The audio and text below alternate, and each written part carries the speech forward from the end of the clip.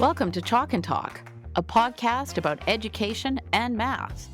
I'm Anna Stokke, a math professor and your host.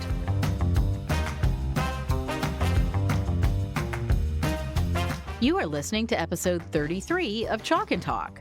My guest in this episode is Scott Hill, the Superintendent of Evergreen School Division, which is a school district here in Manitoba, Canada. I'm excited to highlight Evergreen because they've made some really positive changes to improve educational outcomes. And I think this will be of interest to listeners no matter where you live. For example, they adopted structured literacy programs shortly after learning about the outcomes of the right to read reports from other regions. This initiative recently earned them a national award from Dyslexia Canada. Now, as listeners know, I love discussing math, and Evergreen has also taken steps to address low math scores, so stay tuned to hear all about that.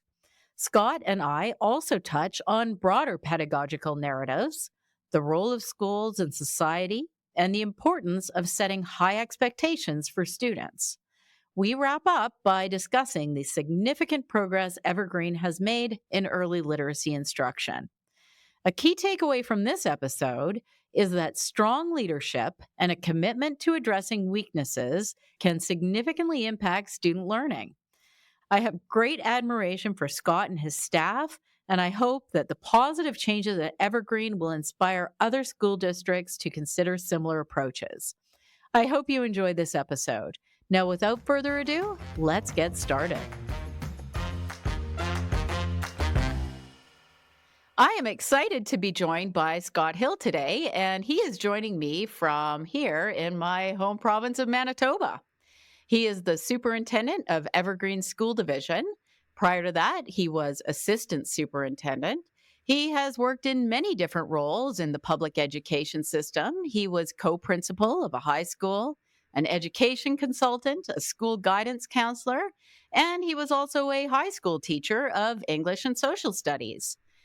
Now, Evergreen School Division is a very forward-thinking school division, and they recently won a national award from Dyslexia Canada for their work in teaching reading. So I'm looking forward to hearing about some of the great work being done in Evergreen School Division today. So, Scott, congratulations on your award and welcome to my podcast. Well, thanks so much. I'm happy to be here. I should say it's not my award, but the school division's award, thanks to the hard work of our staff and our teachers especially. So thank you for that. Before we get started, just to give listeners some background, so how many schools make up Evergreen School Division? Okay, well, I'll just start by saying Evergreen School Division's on Treaty 1 and Treaty 2 territory in the homeland of the River Métis. We have 8 schools, 3 of which are high schools. The others are K-8 schools, of course. And I like to actually say when people ask about our school division in terms of its size, that we're a very good size for a school division to actually achieve system change. It's a place where you can actually feel like you can make a difference because we're not so big that it's like a really difficult thing to move. So yeah, really proud to be here in Evergreen. So it's small enough that you can make changes and do that sort of thing. So speaking of which, I understand that you've implemented quite a few changes in your division in recent years, and I'd like to talk about some of those changes today. And you know, I love math, so let's start with math. My understanding is that a few years ago, you became concerned when the grade 12 provincial math exam scores revealed that Evergreen School Division scored among the lowest in the province. And I understand that after that, you interviewed students to find out what was going on in math class. So can you tell us a bit about that? Like, what did you ask the students and what did you find out? I'll just start by saying that I was assistant superintendent at the time. So Rosa Gray was our leader here as superintendent. It's true. I think on one of the provincial tests, we might have been the lowest in the province. So that's always concerning to see that. Yeah, we talked to teachers, of course, and we also talked to students about that as well. I spent a lot of my career as a consultant doing work with student voice, and I have been in the habit of asking students about their learning experiences, so that this seemed like an obvious thing to do to me.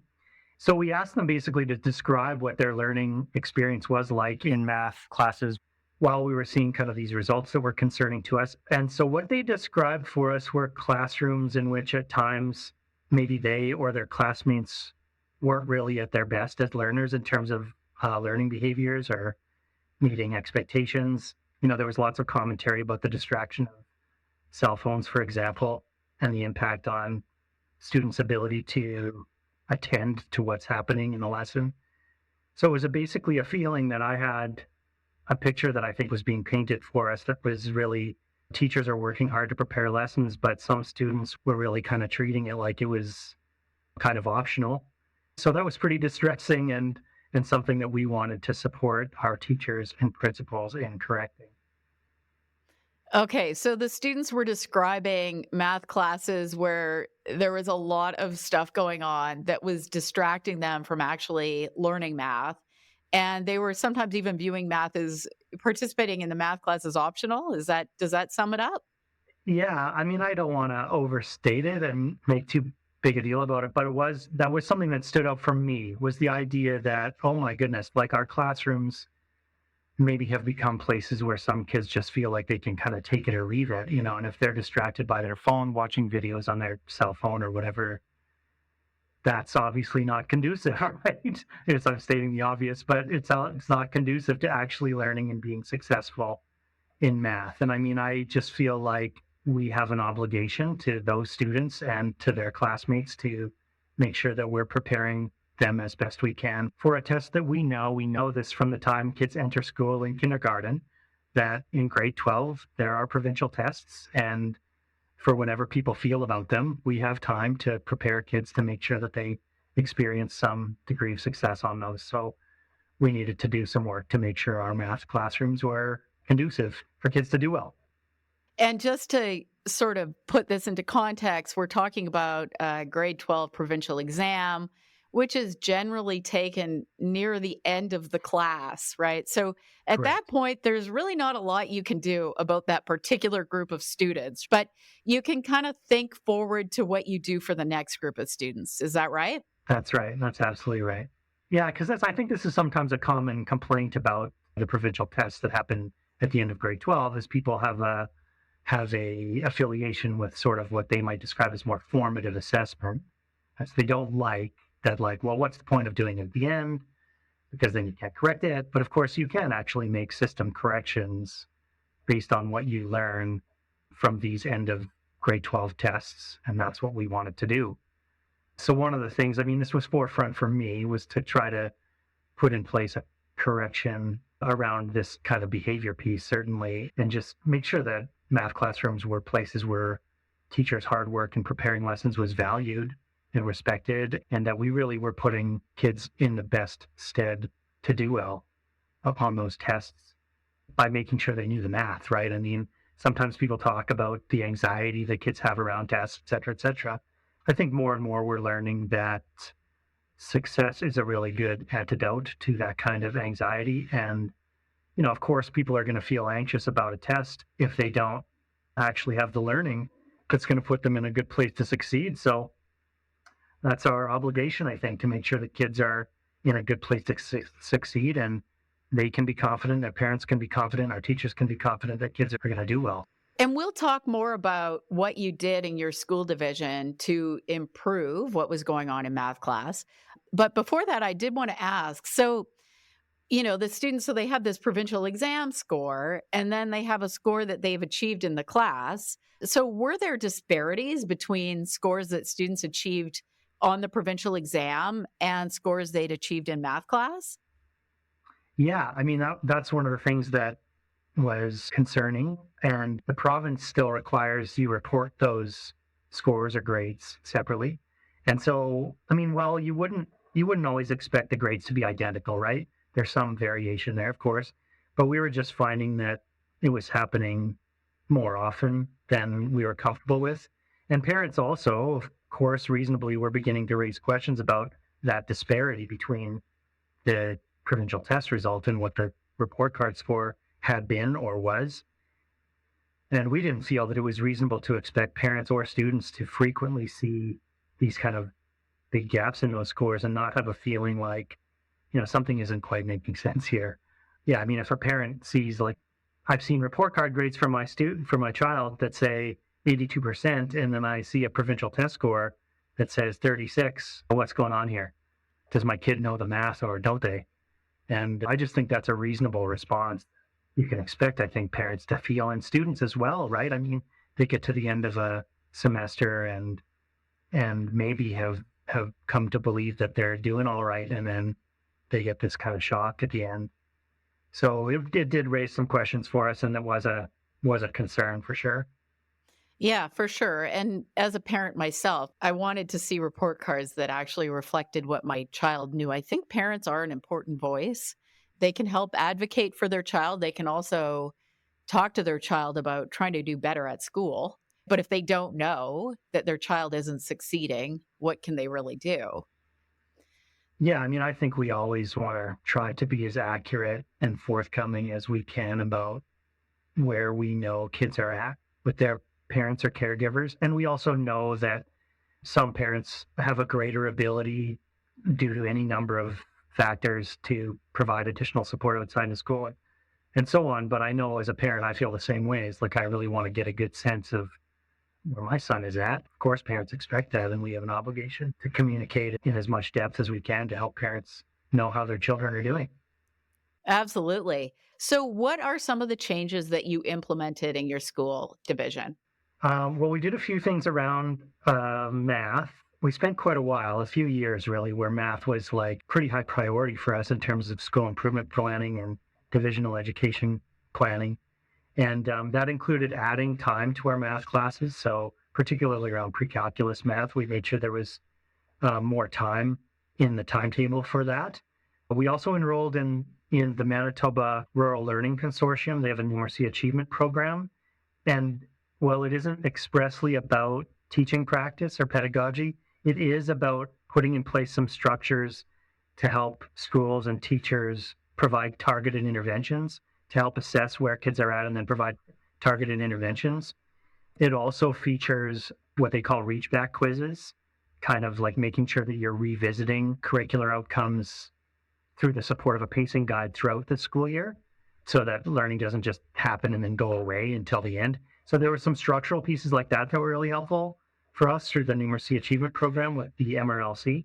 And we also provided PD for teachers. For a few years, we basically just said yes to everything. People want to learn about how to teach math better. If these are supports that you think are going to help you teach math better, we wanted to try to provide support to that. But for me, most importantly, it was working on changing that culture of teaching and learning in our high school classrooms around learning behaviors and expectations. And I always think that teachers need to know that the leaders at their school and that also the leaders at the division kind of have their backs, so to speak, if they begin to implement higher expectations for learning behaviors. And so our math classrooms now are set up in pretty consistent ways. That's another feature, I think, consistency and predictability about what you expect of kids and what you're going to support kids with. So we start classes with bell work or bell ringers, sometimes they're called. It's basically retrieval practice at the beginning of classes and learning tasks that really require students to engage,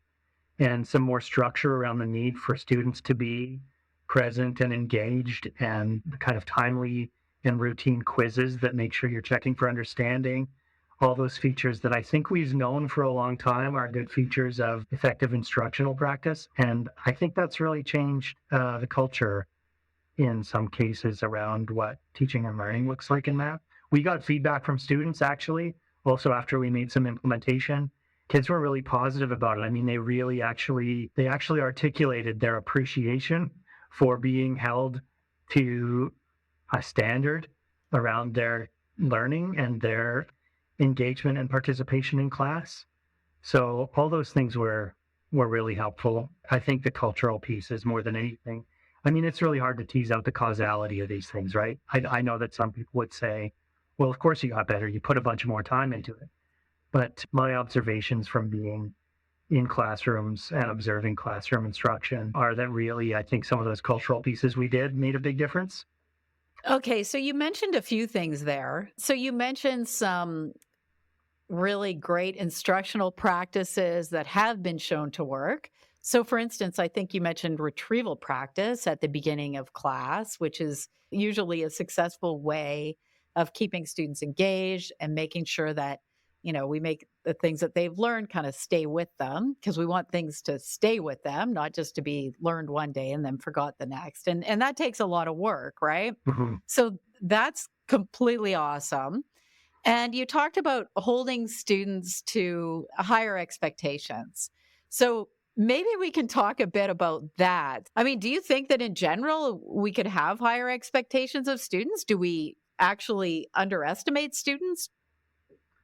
I do tend to think so. I think maybe I'm feeling this more and more as we move forward with some changes. And I think as I learn more, also like the language of retrieval practice, etc. Some of this is language that I'm learning now to paste onto practices I think that we've kind of known about for a while. But I do think we can have higher expectations for students. I think sometimes there's some rhetoric that I hear about, what's quote unquote developmentally appropriate for students. And I'm never exactly sure what people mean by that. And I think maybe different people mean different things by it. But I think sometimes it means we don't think students can do something. And then when we actually try and we provide the supports and we do things in a good way, we find that kids are actually really capable of doing things that might initially seem to us to be difficult. So I think there has been maybe some rhetoric about what kids are capable of or when they're quote unquote developmentally ready for something. I don't know, that maybe has sold kids short a little bit in terms of what they're capable of. I have some colleagues that would be good at reminding me that it's like kids don't just come to be able to do something because you quote unquote expect it, right? And of course that's not the case, but it's like you can expect it and then provide the appropriate scaffolding and support and good instruction and get them on a winning streak by making sure they experience successes, feel good about themselves as learners. All those things are part of that equation, but they all do start with, or they go back to having, I think, high expectations for students. It's true in, I think, curricular areas as well as behavior. Yeah, I agree. So we'll come back to the behavior piece because I get that there were maybe behavior problems in some math classes and that students are now being held to a higher standard in that category as well. And I think it's something worth talking about. But first, have math scores actually improved since you implemented these changes? Oh, yeah, of course. This year we did quite well. I think our pre-cal scores were quite a bit higher than we've seen in the past and higher than provincial average or recent provincial averages. So it's been true now for a few years that we've met or exceeded provincial averages. I mean, for whatever that's worth, right? And so that's encouraging. We also kept doing actual, I guess they weren't provincial tests because the province wasn't implementing them. But through the pandemic, when the department suspended the provincial tests, we actually had them anyway. I mean, we made some modifications based on the frequency of absences that our kids experienced and things like that, but we kept the habit up. And actually, we were also fortunate. Another feature of our size, I think, our kids attended school every day.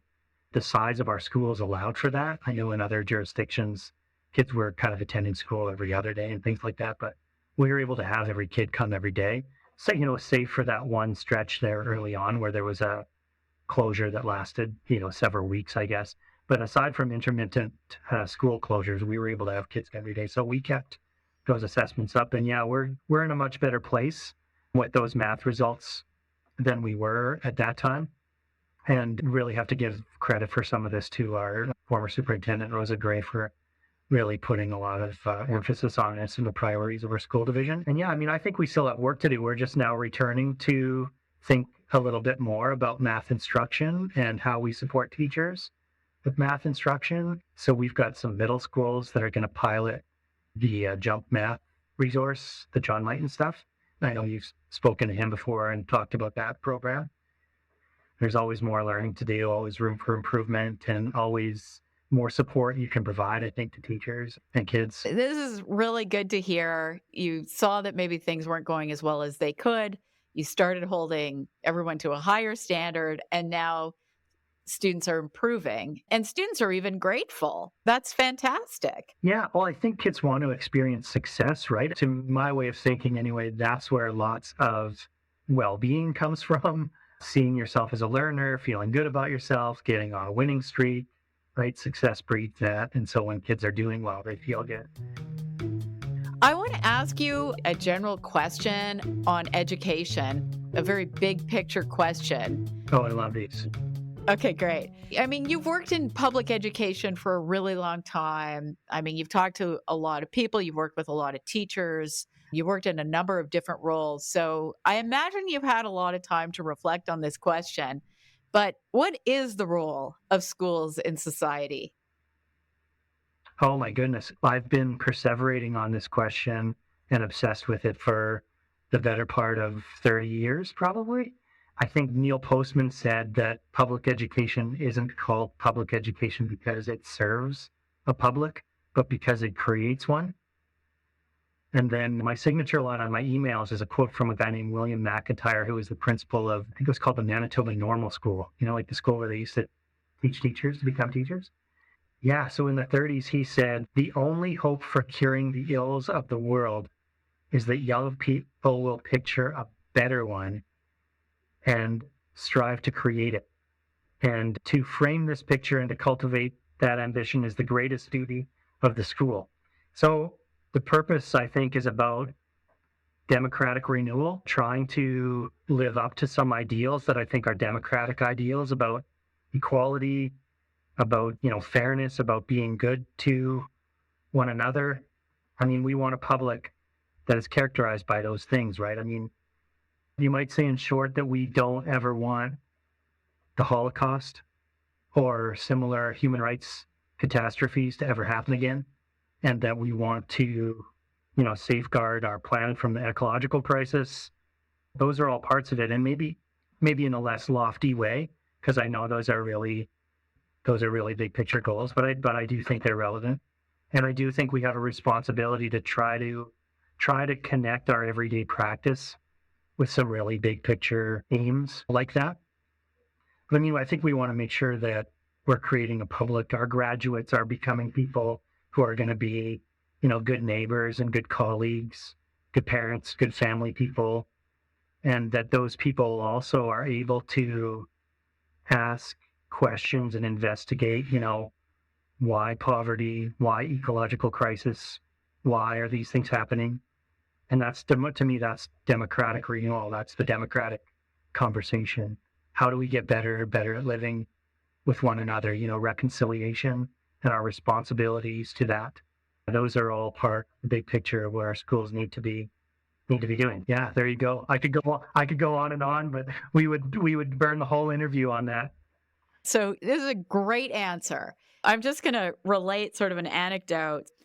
I remember around 10 years ago, or maybe a little bit more than that, we met with one of the former deputy ministers of education. That was Gerald Farthing at the time. Okay, yeah. And we kind of talked about some of these things like the mission statement of Manitoba education. And so there were a lot of things like exactly what you said.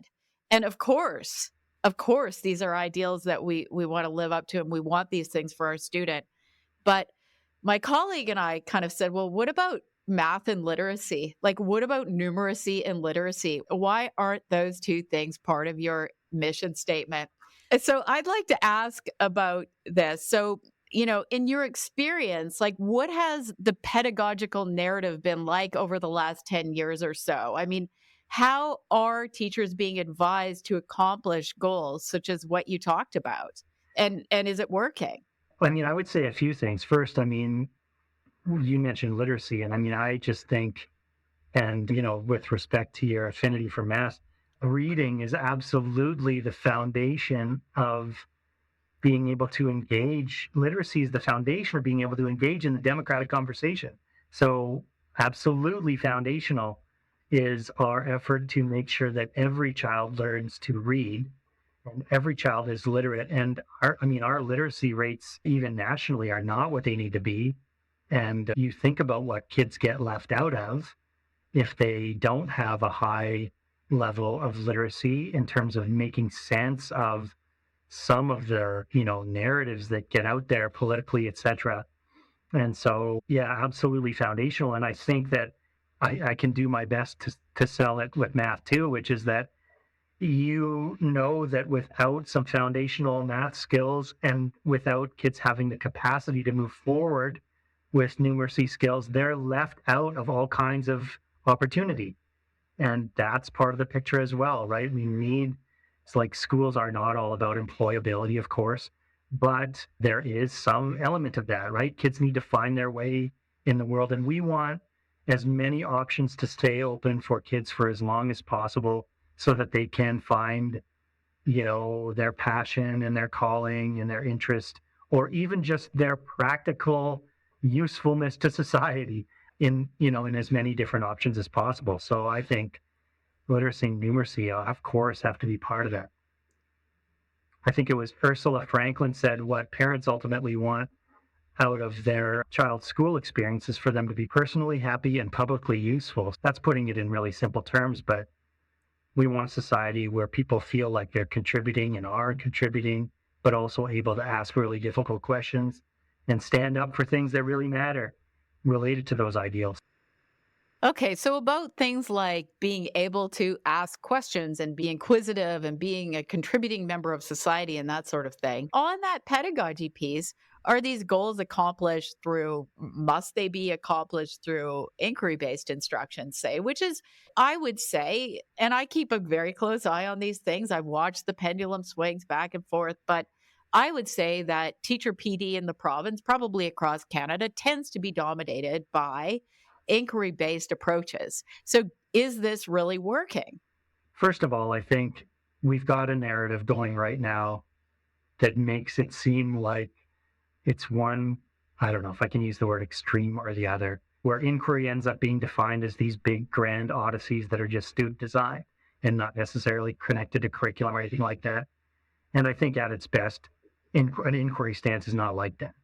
And then we have a notion about direct instruction, which is something I'm getting more and more interested in, and we're getting more interested in as school division, which some people try to caricaturize, if that's a word, as just lecturing, right? And of course, neither of these extremes are desirable, or I don't think what anyone is really ever advocating for. So, but I mean, I think if I take a small piece of what maybe you're getting at around like what has the pedagogical narrative been for the last 10 or 15 years, I think about it as it's represented by the kind of things that people have said about like, well, content doesn't matter. They can just Google it. Well, you can just look that up. Being able to do your math facts doesn't matter. You got a calculator, et cetera, et cetera. And it starts to feel like the message is content no longer matters. And yet, I mean, we know that it's not true. I just heard this morning, something about the new curriculum piece that the department is going to put together around the Holocaust education. So it's like, how important is it to make sure we have that content in our curriculum? The same is true for residential schools. How important is it that we have that content in our curriculum? So content matters, folks. We know that. Like, come on. let's get over that, because it does matter. Now, being thoughtful about which content matters most, yeah, there's room for us to think about that, and then the ways to get kids to learn that content. But I would say that insofar as the pedagogical narrative for the past 15 years has, I think, rested on a bit of a premise that is like kids will figure it out for themselves, I don't think that's worked out the way we hoped it would.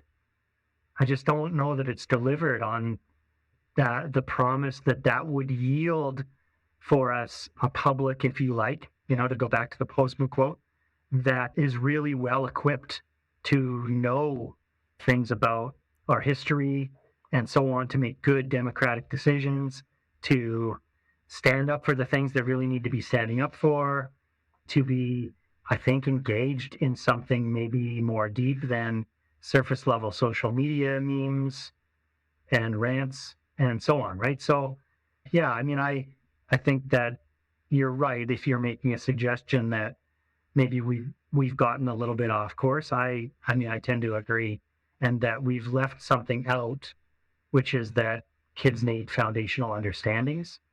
Some of what we need kids to learn is about component parts that help to make up a whole.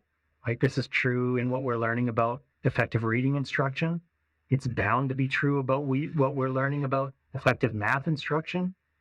we need to get at some of those component parts, and we need to get at content, and some of that needs to happen through explicit and direct instruction as opposed to models that have kids to some degree, and I don't mean to make too much of a caricature out of this, but like leave kids to kind of fend for themselves, which I think, I mean, actually exacerbates equity problems instead of correcting them, which I think was kind of the pitch, if you like.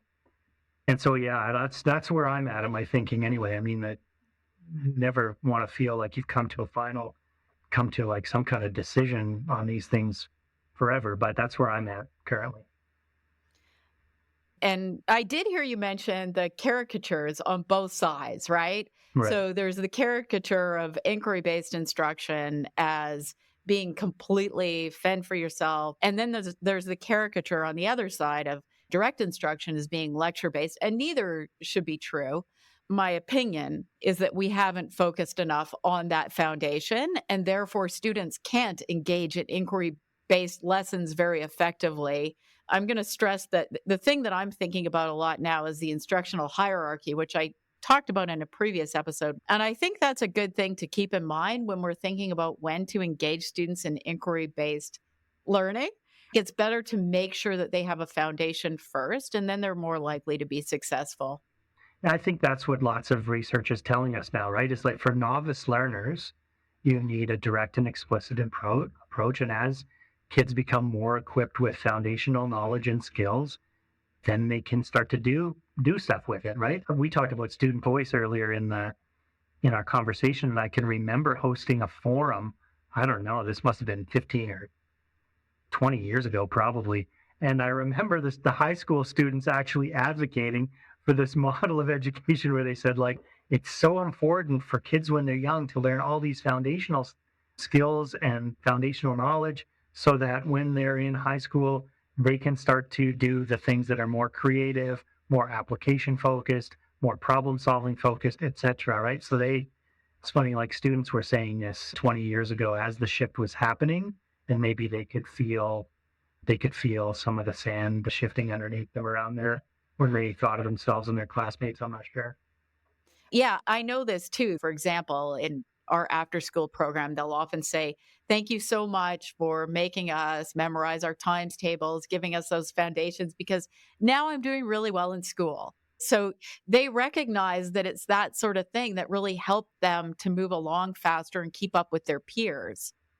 Yeah, and I think there's more and more research, cognitive science research and so on, that's coming out, and that kind of talks about the time when it's best to put energy into those kind of activities where kids can commit to memory, basic math, statics, times tables, etc. And it's pretty early. I think it's pretty early in the student's trajectory that they can actually take some of that on.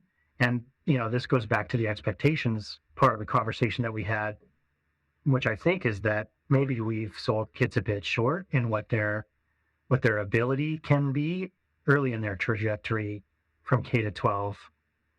I mean, you see some of this probably if you do a survey of like how things work in different countries or just different jurisdictions, right?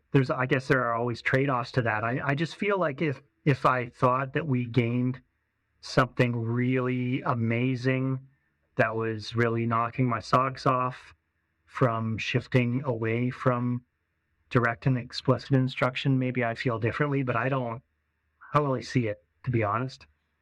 And I mean, when I asked you, what should the role of schools in society be? You mentioned all these things that I think most progressive educators would list as well, right? So you listed things like being a good citizen, being able to contribute to democratic society. And so you're saying that some of these pedagogical narratives really aren't living up to that expectation. We've maybe been sold a story, as Emily Hanford might say, Right, but right. it's just not really working out as it should. Maybe it's a romantic idea that you could teach those kind of big picture competencies that are, I mean, I guess they're fashionable now here, even though I think they actually were in fashion in other places, in other countries, maybe 10 or 15 or 20 years ago even.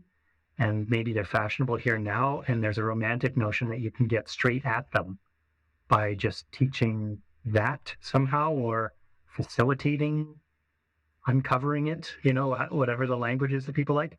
But I just don't know if you can get to that level without some foundational knowledge and some foundational understandings.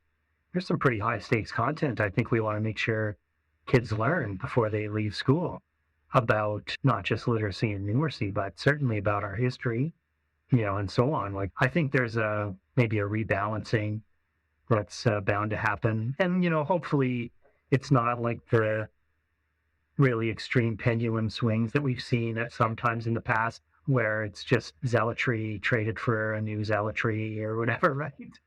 Although I am hesitant to use the word balance, knowing where we've been with, I don't know, balance, literacy, etc. And sometimes that's a cover, right? It's like someone's trying to sell you something and they cover something with that particular kind of language that is appealing to those of us that think that we are open-minded or want to be moderate or whatever it is. And then it turns out to be just something else in disguise. I'll just share this anecdote. I like sharing this anecdote because I think it's funny, but also because I think it's telling. I interview brand new teachers every year and have been doing so for over a dozen years. And inevitably, students, I think they're coached to say this, student teachers hoping to enter the profession, is they say things like, well, I don't really think of myself as a teacher. I think of myself more as a guide on the side or a facilitator of learning. I've started to get a bit cheeky and I say, but I posted an ad for a teacher. I don't know. I think it says something actually about, like, we've actually turned teacher into a bad word. Come on. Like, it's okay that teachers who are adults with, I don't know, 19 years of formal education behind them might actually know some things to teach directly and explicitly to young people. I think that's okay. The word teacher's all right. Like, that maybe typifies some of what you're describing. So let's shift to talk about behavior, because you definitely have mentioned behavior a couple times when I asked you about what sorts of things you needed to work on when you found out that your math scores weren't maybe as good as you wanted them to be. I will say, I have heard from teachers really across North America that students are often not held to high behavioral standards. So what is going on? I think maybe it's connected to some of what we've talked about earlier. But similar thing, I think maybe we have fallen into having lower expectations. We maybe think that kids aren't capable of some things that they're actually capable of. We maybe make assumptions about students and what the impact of some of the challenging life circumstances experienced can lead to. Maybe out of being really well-intentioned, we don't want to hold students to high expectations. But I do think we have to, part of, I think, what happened is kind of a wave of thinking went through education 20 or more years ago around assessment that really worked to separate out behavior from curricular learning and curricular achievement. And so, now we have, like, on the provincial report card, there are learning behaviors that are separated out, which we've actually begun to do a lot of work on, because we think that those learning behaviors, which describe active participation, social responsibility, and personal management skills, those are actually a lot of overlap with what's now being talked about as, like, social emotional learning. And so I think that that area of behavior does warrant a lot more focus. And I do think it's become true that teachers have been reticent or maybe less supported maybe than they were at times in the past to hold students to a higher standard of behavior, to make sure that classrooms are spaces that are conducive to learning.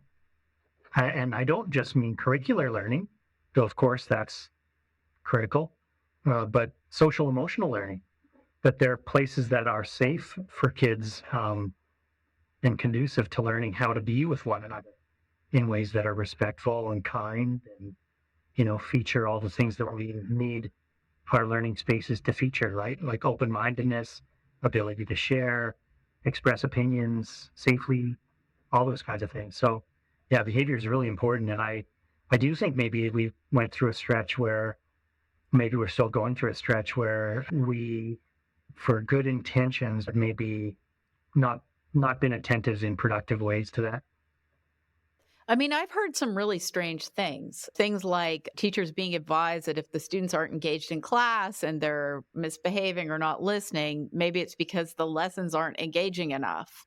Yeah, I think that there has been a bit of a period where that was the message that teachers were getting, kind of a blame to the teachers for not being engaging enough if kids were not being attentive to their lessons and so on. And I just think that, that's pretty unfair. I mean, I don't know. I think when I first started ranting about this, I would have made reference to like TV talk, like late night talk show hosts, right? So I don't even know if that's a relevant reference anymore. But we can't expect our teachers to be putting on some great entertaining show every single lesson of every single day, all semester, all year long, and failing that it's okay if kids start to just check out or be disruptive. I mean, that's just not fair. But I do know that that's a little bit of how teachers have felt at times. That's not a narrative that I'm fond of. That's not a thing I'm fond of. But I do think that that's happened. Is like if your teaching was just engaging enough, then they would be settled in and dialed into what you're doing. I mean, I have a bit of a, I don't know, like an itchy feeling when people talk about how you need to earn respect and all those things, because I just think that basic human decency, we need to be respectful of one another, and that includes, and especially of our elders. So, I mean, our classrooms need to be characterized by that kind of respect where you're being attentive to what the teacher has prepared for you. Teachers work really long and hard to try to make sure that their lessons are as engaging as they can be. And I think we can expect kids to, quote unquote, show up. So, what about cell phones? What do you think about students using cell phones in school? Does your division have any policies around cell phones? Somehow we made it without being in the paper for it, like in the stark terms that media is inclined to describe these things as bans and so on. But we've had a procedure in place for some time now that basically says unless the teacher asks you to have a phone, you shouldn't have your phone out. We just needed to do that based on what I said about like what we learned from students about what some of our kids were experiencing in math class or up to in math class and so on. And yeah, we just needed to do that because I don't think it's really a matter of much debate anymore that these instruments can be incredibly damaging to the social experience of kids, to the mental health of kids, to their well-being, and so on, in addition to being incredibly disruptive in all manner of public spaces, including our schools and certainly in our classrooms. So we made a shift away from that a few years ago, and I would anticipate becoming even more clear about that in the future. I'm not sure there's much of a need for a student in K to 8 to have access at all times to a smartphone. It doesn't make sense to me. I wouldn't describe what we have exactly as a ban, but it's an expectation that kids aren't on their phones during class. And in some of our schools, the earlier grades, there are, lots of times when they're not expected to be on them at all. Yeah, and the leadership in your schools is supportive of that, right? So if a student is sitting on their phone watching Netflix when they're supposed to be doing math problems, they're going to get in trouble, right? That's not okay. Yeah. I mean, I would say that we have work to do, probably in our school division, just like others, in terms of fidelity to our expectations around cell phones. Because, and this maybe speaks to your larger questions about behaviors, that like teachers need to know if they're going to try to uphold an expectation about cell phones, that that's going to be something that they're supported with. So, I mean, if a student has to turn their cell phone into the office, or if there has to be a conversation with parents about the cell phone and the fact that it's become disruptive, teachers need to know that they're going to be supported, or else it's difficult for them to convince themselves that it's worth it, to get into an exchange with a student about their phone. I'm sure lots of people have anecdotes that reveal just how troubling the cell phone relationship for kids is, but if you're ever in the presence of a teenager that has had to, either because of their parents or maybe because the school, be without their phone.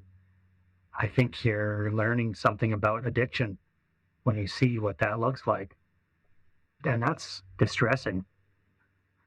When we know what we know, and I think her name's Jean Twenge, the researcher, she's like a generational researcher.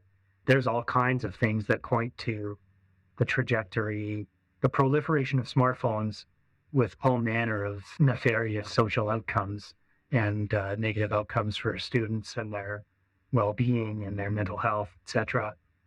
That I think sometimes we're inclined more recently to point the finger at the pandemic and some of the safety measures that were taken in the pandemic. I think sometimes we're inclined to point at that as a reason for some of the well-being phenomenon that we see, but I don't know. I think there's lots of research that shows that it's pretty connected to the proliferation of cell phones. So let's talk a bit about tests and exams. So I understand that you have common assessments or exams throughout schools in your division for math and perhaps other subjects as well, and grades 10 and 11. And we have the provincial assessment in grade 12, and that you have some in grade 4 to 9 as well. So what does that look like?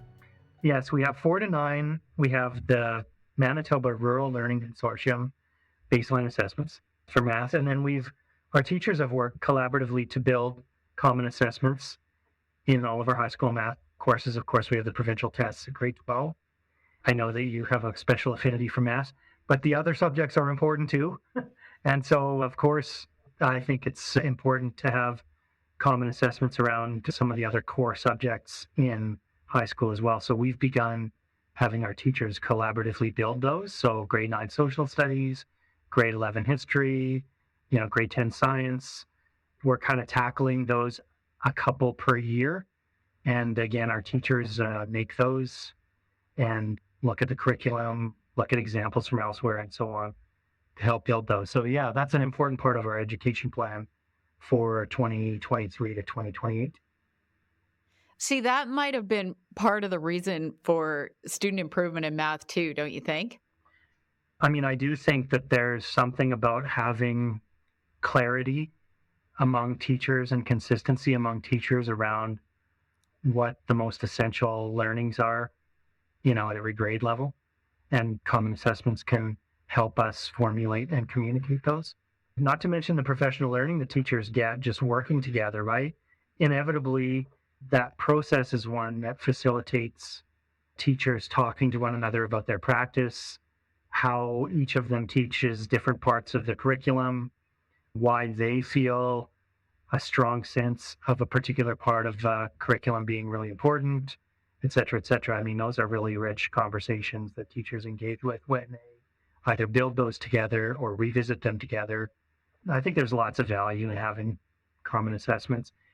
I think also for parents and students, it's only fair that there's some assurance that the experience that they're having and in a grade 11 history course in one town is relatively similar. It doesn't have to be identical, but relatively similar to the experience they're having in grade 11 history in another town, in our school division.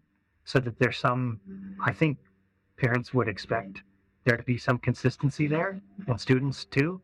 Those are all reasons why I think it's important. Yeah, the fairness issue, I think, is a big one. I've taught courses in which there are several different sections of the same course being offered, and we usually give a common exam. And one of the reasons is it's fair. It's more fair for the students, right? Everybody's getting graded on the same thing. We know that everybody covered the same material. We sit down together, we plan the exam. So I think it really is a fairness issue. And as you mentioned, like people also know what they're working towards, right? What they need to prepare the students for. So I think this makes a lot of sense. Like I'd like to see more divisions doing something like this.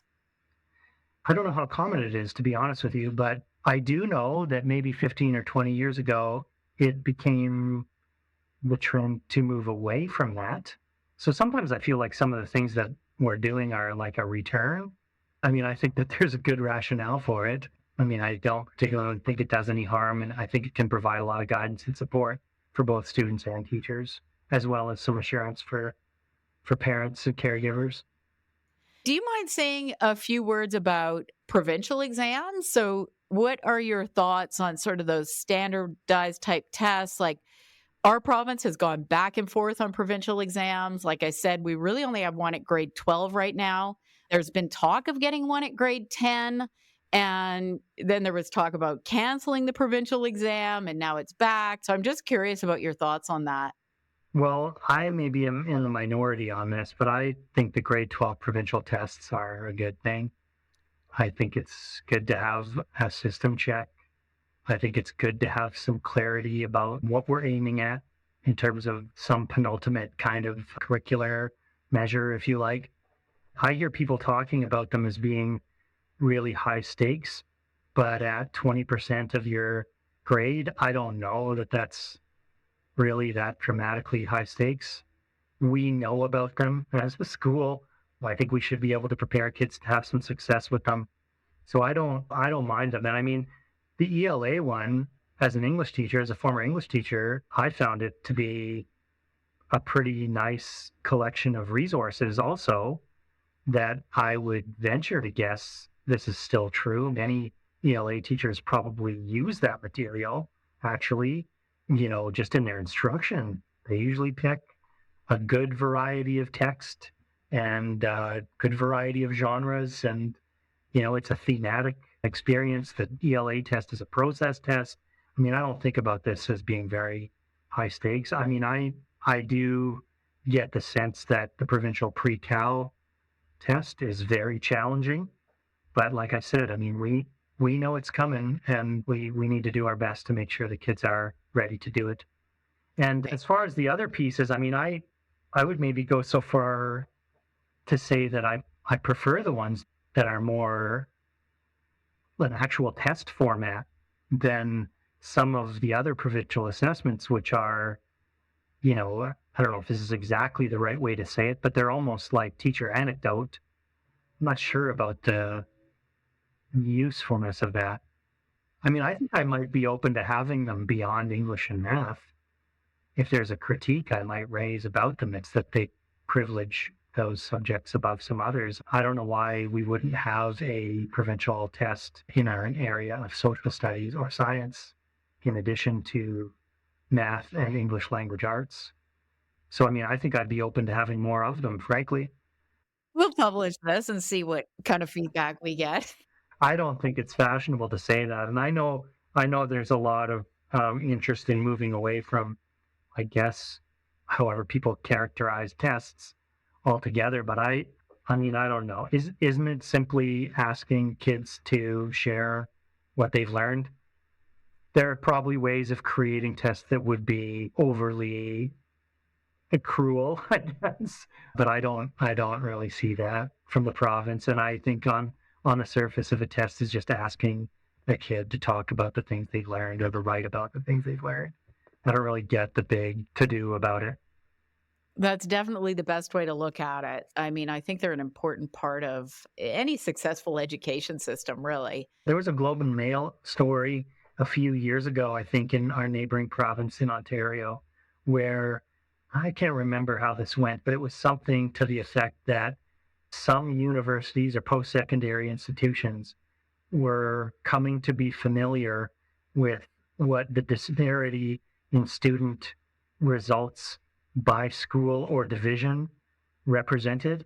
And they were creating like a calculation to adjust their acceptance into the institutions based on from whence their applicants came, like schools or divisions, the districts from which their students came, because they were gaining a sense of this idea that, like, well, an 85 from that school or that division means something a lot different than an 85 from that school or that division. And so far as a system assessment corrects for some of that kind of stuff, there's probably also something to think about there. So, like, for example, the computer engineering program at Waterloo, they will adjust the grades based on what high school you went to. This is well known. And so that's why we have to be really careful to make sure that we do hold our students to a high standard and that we have standards that are being used, across the country, because you do run the risk of your students being in a situation where they might not get the same opportunities as students in other provinces. In here where well-intentioned people disagree for what they think are the same reasons, right? It's like there are those that think of these tests as being running counter to their notion about equity. It's like, as we think it levels the playing field, but we know the kids don't start from a level playing field and so on. But then there are those that think like, well, this is actually the way to cut across inequities because everybody has kind of like the same shot, the same criteria, and so on. I mean, I think that this is a shift that some higher education institutions in the United States are making, where they went for a while away from entrance testing and are going back to it in response to calls from equity-seeking groups, equity-deserving groups, saying, well, wait a second, our folks are actually disadvantaged under a system that deprioritizes a standard kind of test because it opens it up to all kinds of other areas of bias or even prejudice, etc. And so there's something really in there for us to think about. I mean, if tests are constructed in ways that aren't, cruel and out to stump students and things like that, I just don't think that they are the nefarious bogeymen that we make them out to be. You and I definitely agree on that. You won this national award for your work in literacy, so we can't end the podcast without talking about that. So can you tell us about your division's work in literacy? Yeah, okay.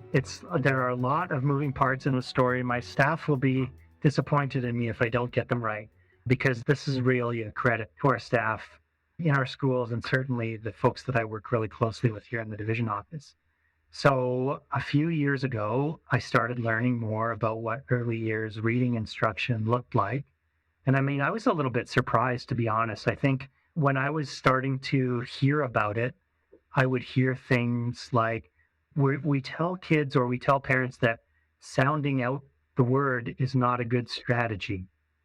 And I said, pardon me, like, I'm a high school trained teacher, right? So I didn't actually know how early years reading was taught in schools, but I was doing my best to learn more about it.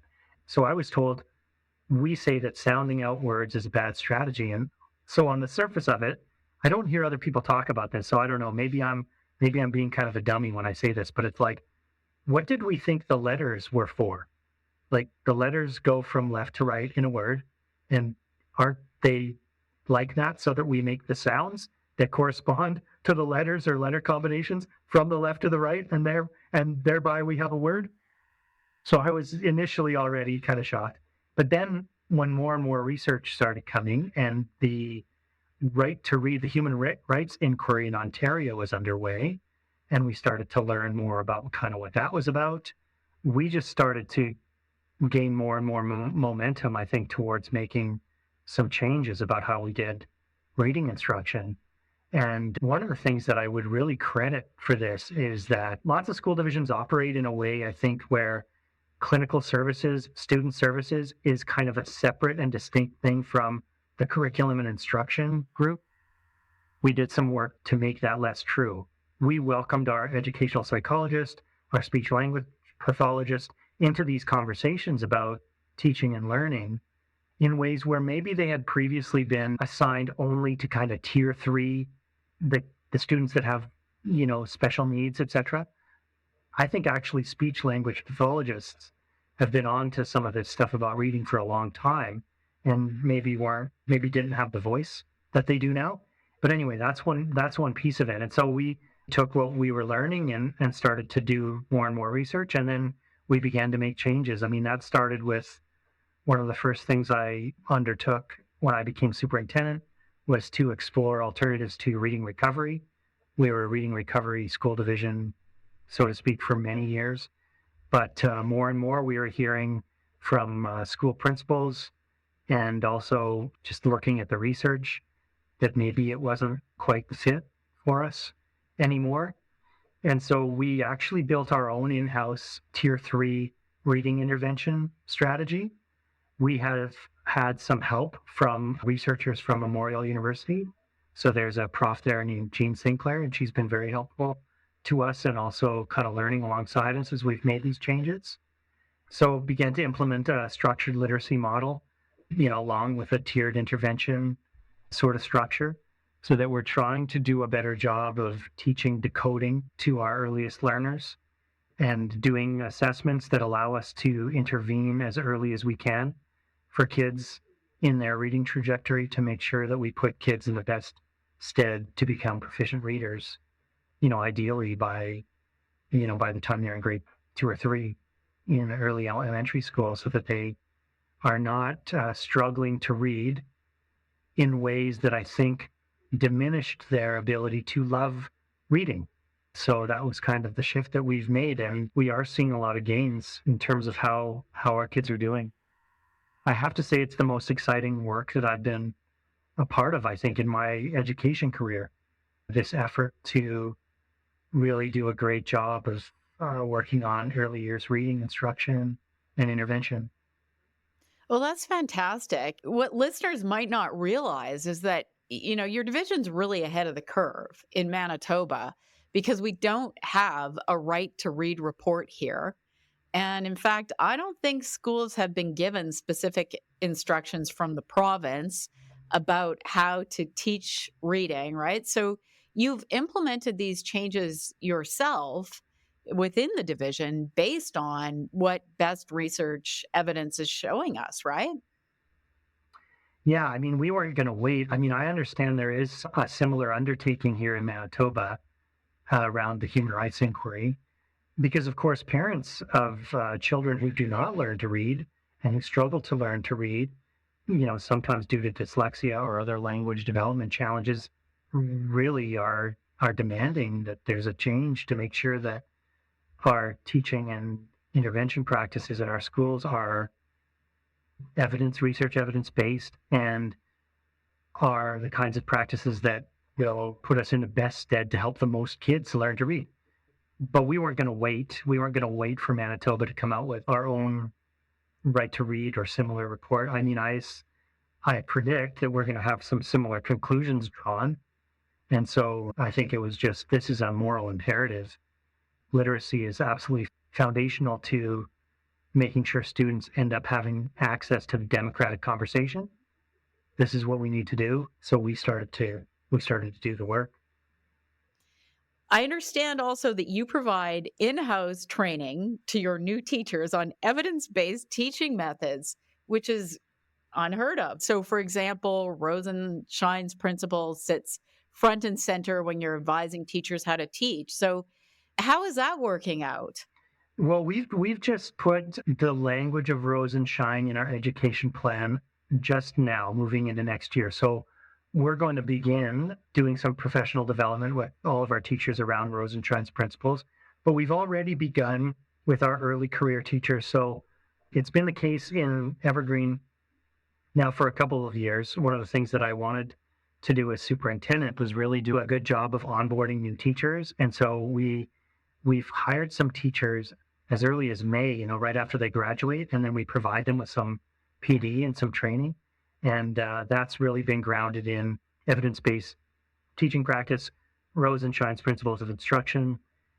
I mean, for me, it really harkens back to a time in our province when we talked about success for all learners. We had the Success for All Learners document. And I think that there was a lot of thinking, actually, that was pretty prevalent at that time, that was really in keeping, actually, with what we are learning now through another look at Rose and Shine's principles of instruction and what some people are advocating for around direct and explicit instruction, which is not just lecturing, but it's very much in keeping with the differentiated instruction and success for all learners stuff we were learning, 25 years ago. And so, yeah, we've done some of that training for new teachers, and we'll continue to do so with all of our teachers in the upcoming school year. I bet they really appreciate it too. So that's phenomenal. I think there's just a lot of common sense stuff in there, right? About making sure that you give kids lots of opportunity to practice. You do a retrieval practice at the beginning of lessons. You chunk their learning. You have them work together through strategies like think, pair, share, etc. So you build all that in, and it's very collaborative still, but also provides them with the foundational knowledge and skills that they need. And I wanted to ask another question along these lines. So, about Rosenshine's principles or direct instruction or explicit instruction, whatever you want to call it, do you think those methods really only work for students with special needs? Because we do hear that a lot. Oh, no, I mean, I think it's been a commonly held belief and widely embraced fact, I think, that the kinds of instruction that works best for students that have special needs is the kind of instruction that works best for everyone. I mean, that's a very common refrain in education. You mentioned Dyslexia Canada off the opening, and certainly I think that's what's true in reading. We're finding out that the reading instruction that works best for students that struggle with learning to read is the reading instruction that works best for all. Yeah, I think absolutely we're talking about universal design here, really. Are there any final thoughts that you'd like to leave listeners with today? One of the things that I do like talking about, and this goes back to the beginning of the interview, is I think how conducive the size of our school division is to really making system changes, really having a sense of consistency, collaboration, a sense where people know what's expected, I think can feel good about the relationships that you build in the context of a system our size. And so I really like to promote that and talk about how important it is, I think, because there is this recurring narrative at a political level in our province about, do we want to have fewer school divisions, et cetera, et cetera. But my experience really is that as systems get larger, they are harder to change and harder to, keep a handle on, if you like, in terms of how the investments we're making in public education are really paying off. And I mean, I think I would add, and I should add, especially after an interview where we've shared critiques and talked about some of the things that are challenging, I just do want to say some really positive things and notes of appreciation and gratitude for the public education system we have in Manitoba, because we are really fortunate. It's a climate where there is a lot of cooperation and collaboration across partners, the school superintendents, the school boards association, the teacher society. All of our partners, I think, do work together really well.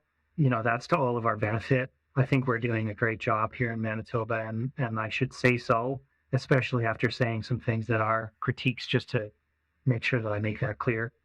For the teachers in my school division, when we've talked about some of the changes we've made, I mean, just think what that means for the folks that work here. It's a lot of change in a short amount of time, and they've just been real troopers in terms of a willingness to take new things on. Teachers really like to feel success as well. They want to do what's best for their students.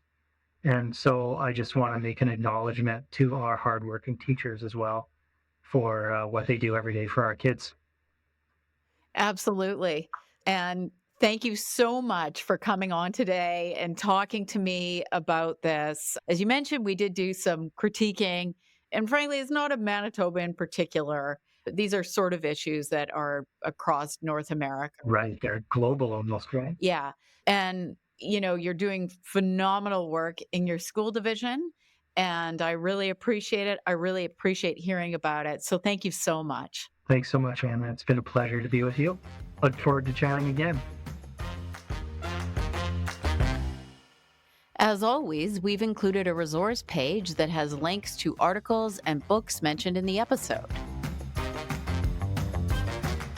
If you enjoy this podcast, please consider showing your support by leaving a 5-star review on Spotify or Apple Podcasts.